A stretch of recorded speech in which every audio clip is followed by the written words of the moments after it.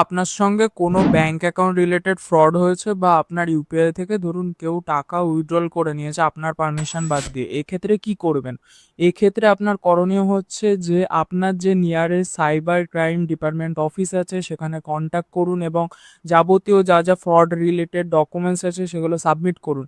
আপনি যত তাড়াতাড়ি করবেন আপনার টাকা রিকভার হওয়ার চান্সেস তত বেশি থাকে। অনেক সময় হয় যে আমার আজকে হয়েছে আমি কালকে বা পরশুদিন গিয়ে কমপ্লেন রেজ করছি, এরকম দয়া করে করবেন না। আপনার সঙ্গে যখনই হয়েছে যত তাড়াতাড়ি সম্ভব, আপনি যখন বুঝতে পেরেছেন তত তাড়াতাড়ি সম্ভব গিয়ে সাইবার ক্রাইমে পোর্টালে গিয়ে বা আপনার যে নিয়ারেস্ট সাইবার ডিপার্টমেন্ট আছে ওখানে গিয়ে অবশ্যই যোগাযোগ করুন। আপনার ম্যাক্সিমাম সময়ই হয় যে টাকা রিকভার হয়ে যায় এবং কোর্টে একটা শুধুমাত্র অ্যাপ্লিকেশনের মাধ্যমে আপনার দুটো ডেটের মাধ্যমে আপনি সেই রিলিজ নোটিশও পেয়ে যাবেন এবং আপনার ম্যাক্সিমাম টাকা আবার ব্যাকও চলে আসবে।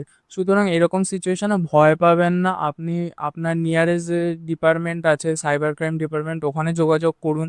যত তাড়াতাড়ি পারবেন ততই টাকা ফেরত পাওয়ার চান্সেস বেশি থাকে।